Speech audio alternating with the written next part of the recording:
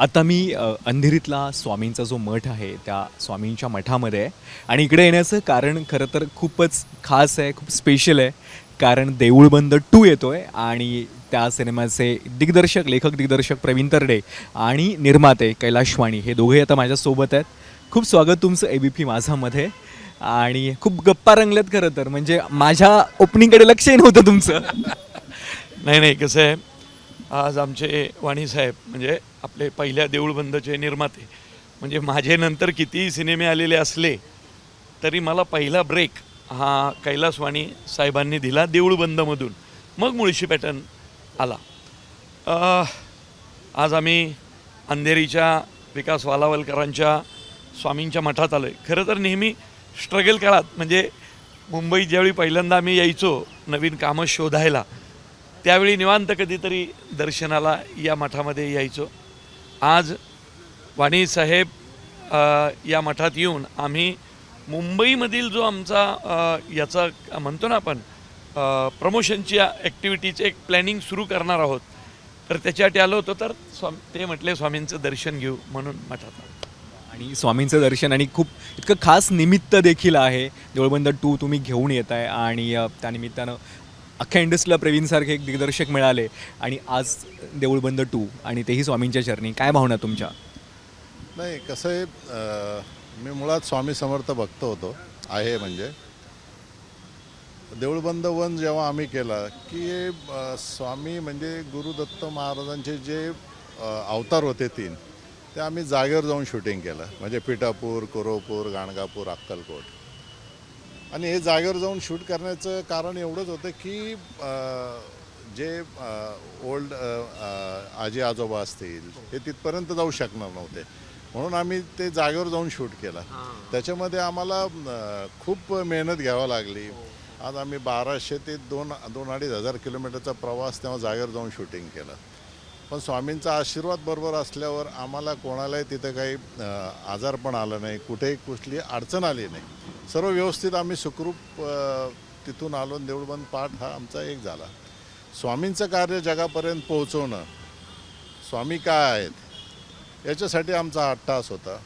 जसं प्रवीणजी आम्हाला भेटले आणि त्यांनी जी पहिल्या देऊळबंदला मेहनत घेतली आणि त्याच्यातनं सर्व जी सेवा घडली स्वामींची, म्हणून म्हटलं की आपण आता दुसरं देऊळबंद पाठ शेतकरी आत्महत्या रोखण्यासाठी हा आमचा खाटाटोप आहे. की भारत देश हा कृषीप्रधान आहे, याच्यामध्ये खूप काही भागामध्ये आत्महत्या करण्याचं बरंचसं प्रमाण आहे. तर ह्या पिक्चरच्या माध्यमातून आम्ही आत्महत्या कशी रोखता येईल हा आमचा अट्टाहास आहे. मग प्रवीणजींना आम्ही बसून ठरवलं की आपण देऊळबंद 2 पण करूया. त्याच्यामध्ये मग तो विषय आला की हा शेतकरी आत्महत्या रोखण्यासाठी करावा. आणि तो आता पिक्चर आज स्वामींच्या मठात इथं आज आम्ही म्हटलं की आज सुरुवात करू प्रमोशनची, म्हणून आज इथं दर्शनाला पण आलो आणि इथून आज आमची सुरुवात होती आहे. स्वामींनी आम्हाला असाच भरभरून आशीर्वाद द्यावा आणि याच्यातनं जे काही आम्हाला उत्पन्न मिळणार आहेत हा माझा सोशल कॉज आहे.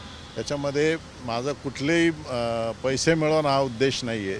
तर याच्यातनं जो पैसा उत्पन्न मिळेल हा शेतकरी कुटुंबांच्या आत्महत्याग्रस्त मुलांसाठी, त्यांच्या एज्युकेशनसाठी, त्यांच्या मेससाठी, त्यांच्या लायब्ररी फीसाठी उपयोग करणार आहे.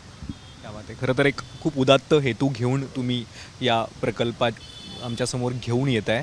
आणि जसं यांनी सांगितलं की सुरुवात जी पहिल्या सिनेमापासून जी झाली त्यासाठी जी मेहनत घेतली होती, कदाचित त्याच्यामुळे, कारण आत्ताही आपल्याला जी मंडळी इथं भेटली आवर्जून पहिल्या सिनेमाबद्दल, तो अगदी काल रिलीज झाला आहे, अशा पद्धतीने आजही त्या आठवणी भावना जाग्या आहेत. खरं तर ना, आता तू पाहिलं तर प्रत्येक माणूस येऊन विचारतोय की देऊळबंद 1 आम्ही काय 50 वेळा पाहिला आहे, आम्ही 100 वेळा पाहिला आहे. आणि खरं माणसं आहेत अशी ज्यांनी नंतर तो टेलिव्हिजनलाही पाहिला, पुढं अजून OTTवर पाहिला.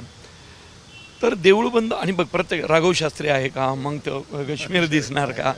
तर आता कसं, गेल्यावेळी शास्त्रज्ञाची गोष्ट होती, यावेळी शेतकऱ्याची. फक्त यावेळी स्वामी परीक्षेला बसणार आहेत आणि हे पाहायचं आहे की परीक्षेला बसलेले हे स्वामी शेतकरी प्रश्नांसाठी नासामधल्या राघव शास्त्रीची मदत घेत आहेत का नाही. म्हणजे गंमत ही आहे त्या सगळ्यात. त्यामुळं लोकांच्या मनात दडलेला राघव शास्त्री हा पुन्हा यात दिसेल की नाही, हा जो प्रश्न आहे कारण आता सिनेमा शेतकऱ्यांच्या बांधांवर, शेतकऱ्यांच्या गोडाऊनमध्ये खतं बी बियाणं प्रकल्प असं सगळं एकदम तामझाम आहे. याच्यात राघव शास्त्री येऊ शकतो, का नाही येणार? कारण जर पण स्वामींनी त्याला बोलवलं पाहिजे असं आमच्या गोष्टीची गंमत आहे. स्वामींना वाटलं की यस आता प्रकरण बाबा चाललंय हाताबाहेर, तर घेऊ आपल्या लाडक्या शास्त्र राघव शास्त्रीची मदत, तर राघव शास्त्री पण येऊ शकतो. म्हणजे एकीकडे स्वामी आहेत आणि दुसरीकडे शेतकरी राजा आहे. आणि शेतकरी म्हटल्यानंतर अत्यंत जिव्हाळ्याचा हा विषय आहे तो. म्हणजे अर्थात तू शेतकरीच आहेस, तुझ्या गोष्टी, तुझं शेत, तुमचं भाताची पेरणी आम्ही सगळं पाहिलेलंच आहे. पण शेतकरी केंद्रित आपल्याला हा सिनेमा करायचा आहे, हे कसं ठरलं? हे बघ कसं माहिती आहे का, कैलास वाणी जे आहेत हे खूप सोशल ॲस्पेक्टनी काम करतात. त्यामुळं त्यांची इच्छा होती की प्रवीण मी म्हटलं का मी मुळशी पॅटर्न ऑलरेडी केला आहे आणि जो काही माझा पॅटर्न मांडायचा आहे मी त्यातून मांडलेला आहे शेतकऱ्यांचा. फक्त काय होतं त्यात खूप ॲग्रेसिव्ह होतं. मुळात शेती टिकली तर शेतकरी टिकेल. शेती इकायची नसते, शेती राखायची असते असं सांगितलं मुळशी पॅटर्नमध्ये. आता ती राखलेली शेती कसायची कशी असते ते स्वामी सांगणार आहेत, स्वामी कसून घेणार आहेत. आणि मग त्याच्यासाठी स्वामी जो काही लढा द्यावा लागेल तो स्वामी तो लढा देणार आहेत. आणि स्वामींची कदाचित दमछाक होईल. कारण कसं आहे शेतकऱ्यांच्या बांधावरून त्यांना फिरायचं आहे आता. आणि बघू, माझं म्हणणं आहे की 21 मेला सिनेमा रिलीज झाला की खरं तर मे, जून, जुलै हे खूप डिस्टर्बिंग महिने असतात शेतकऱ्यांसाठी. पाऊस पडलाच नाही, पाऊस अति पडला, ओला दुष्काळ, सुका दुष्काळ, आत्महत्यांचं प्रमाण वाढतं. पण कैलास वाणी साहेबांच्या या सिनेमानी एका जरी शेतकऱ्याची आत्महत्या वाचवली आम्ही तो सिनेमा पाहून, आणि वाचणार मी गंमत नाही करत, कारण स्वामी जे सोल्युशन देणार आहे, आम्ही शेतकरी आत्महत्येची जी मूळ कारणं आहेत त्याला हात घालतोय. वर फोडणी देण्यात अर्थ नाही, डायरेक्ट मेन रेसिपीला आम्ही हात घातला आहे.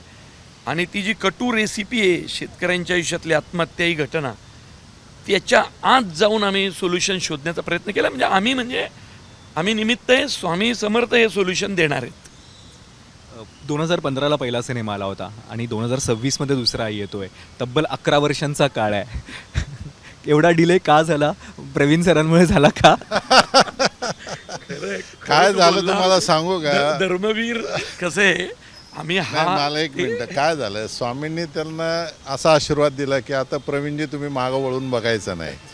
तो आशीर्वाद त्यांच्या कामाला आला आणि त्या कामाच्या निमित्ताने त्यांचं मुळशी पॅटर्न, नंतर सरसेनापती आंबीरराव, दिवसच बदल, धर्मवीर 1, 2 ह्या अशा खूप गोष्टी आल्या. आणि त्याच्यामुळं आता स्वामींनी त्यांची आठवण काढली की आता प्रवीणजी थोडं इकडं पण लक्ष द्या. आता तुलाही माहिती असेल वाणी साहेबांचं वैशिष्ट्य असं की आत्ता मराठवाड्यात दुष्काळ आला बघ, सगळे पत्रकार फिरत होते, तुम्ही लोक पण बघ सगळीकडं फार जीवाचं रान करत होते सगळीकडं जाऊन. तर ह्यांनी मला ती आयडिया दिली की प्रवीणजी आता आपला सिनेमा तर शेतकरी याच्यावर करतोय तर आपण काहीतरी मदत केली पाहिजे. आता हे जे पत्रकार जातात सगळे यांना काय सगळं ते पॅकेज असतं का? अहो म्हटलं असं काही नसतं.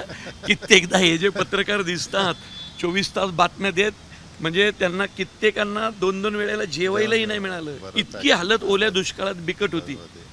म्हणजे लोकांनी दिलंच असतं, आपल्या शेतकरी राजाने पण तिथंच परिस्थिती बिकट होती.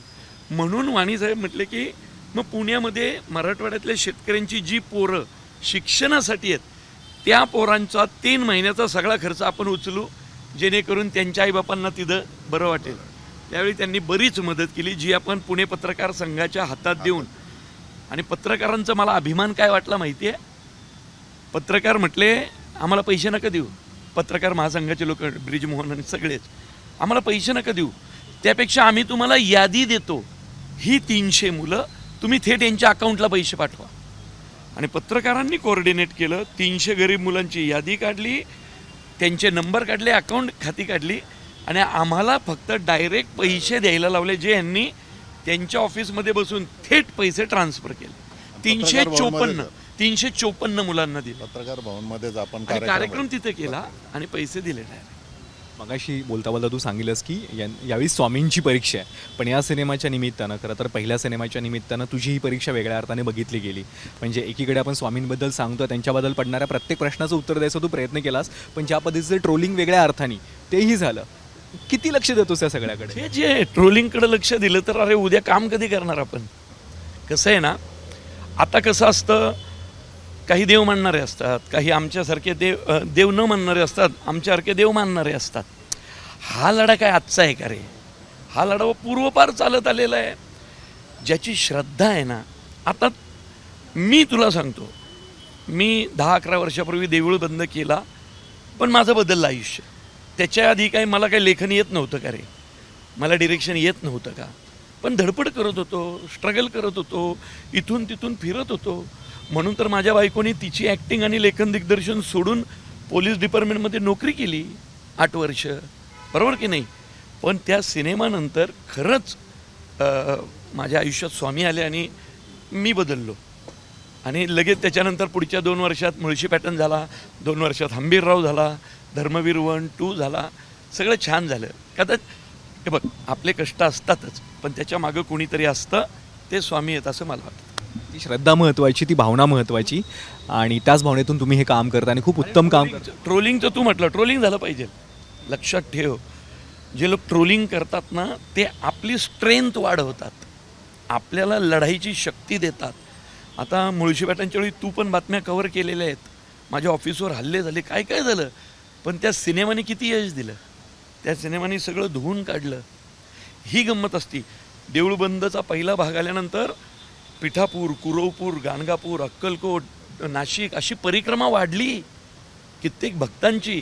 अरे तेव्हा जी पोरं 10 वर्षाची होती ना देऊळ बंदच्या वेळी, ती आता 21 वर्षाची झाली आहेत. जपानचं उदाहरण देतो एक, जे आता मी तिकीट पण पाठवलं आहे आमच्या अनुपकडं, सगळ्या कुशलकडं, की तारीख डिक्लेअर केली 21 मे. ज्या दिवशी डिक्लेअर केली ना, जपानवरनं एका मुलाने कुठून नंबर घेतला, सिद्धार्थ रावल नाव पण सांगतो, त्याचा मेसेज आला, त्यांनी तिकीट बुक केलं. किती तारखेचं माहिती आहे? 19 तारखेचं तिकीट बुक केलं आहे मेचं. तो येणार आहे 21 मेला, फर्स्ट डे फर्स्ट शो बघणार आहे, आणि 22ला परत जपानला जाणार आहे. एक लक्षात येत, तो काय म्हटला, मी लहान होतो देऊळ बंद आला तेव्हा, पण आज देऊळ, ताबडतोब त्यांनी तिकीट बुक केलं, मला त्याची कॉपी पाठवली. अरे ही भावना किती महत्त्वाची आहे. मग मी त्या मुलाला स्पेशल मेसेज केला, प्रीमियरच्या दिवशी तुला खास निमंत्रितांमध्ये देऊळ बंदचा सगळ्यात भारी फॅन म्हणून तुला घेतो बाबा, कारण फक्त सिनेमा पाहिला जपानवरनं येतोय आणि जातोय. हे बघ, ह्याच्यात माझं काही नाही, ही स्वामींच्या भक्तीची ताकद आहे, ही भावना आहे एक. स्वामी समर्थ ही भावना आहे, ती माऊली आहे. भिवू नकोस, मी तुझ्या पाठीशी आहे, या वाक्या इतकं पॉवरफुल वाक्य मला तुम्ही सांगा. अरे ह्या एका वाक्यामुळं कित्येक लोक तगलेत. आणि माझं म्हणणं आहे की आत्महत्याचा विचार मनात आलेल्या शेतकऱ्यानं फक्त एकदा, त्या शेतकऱ्यानं एकदा हे वाक्य आठवायचं स्वामींचं, भिवू नकोस, मी तुझ्या पाठीशी आहे, त्यांची आत्महत्या टाळणार. खरं तर खूप भावना या सगळ्यामागची मोठी आहे आणि श्रद्धा ही जास्त मोठी आहे, आणि त्या भावनेतूनच तुम्ही हा सिनेमा घेऊन येतो आहे. खरं तर सिनेमा यायच्या आधीच हिट आहे, हे इथं वातावरण बघितल्यानंतरच कळतं आहे. खूप साऱ्या शुभेच्छा तुम्हाला, आणि खरं तर असे उत्तमोत्तम सिनेमे घेऊन येत राहा. तू मगाशी 3ऱ्याबद्दल पण बोललायस, मी मुद्दा म्हणून आता बोलत नाही याच्यामध्ये. फक्त लोकांनी एकच करायचं, धुरंधर पाहिला ना तुम्ही, एंड स्क्रोल शेवटपर्यंत पाहिला का नाही धुरंधर, देऊळ बंद 2 तुम्हाला शेवटपर्यंत बघावाच लागणार. त्याशिवाय स्वामी पुढच्या कुठल्या ठिकाणी जाणार आहेत हे तुम्हाला कळणार नाही. थँक्यू सो मच, खूप शुभेच्छा. Thank you sir. थँक्यू. धन्यवाद. स्वामी ओम स्वामी. एबीपी माझा, उघडा डोळे बघा नीट.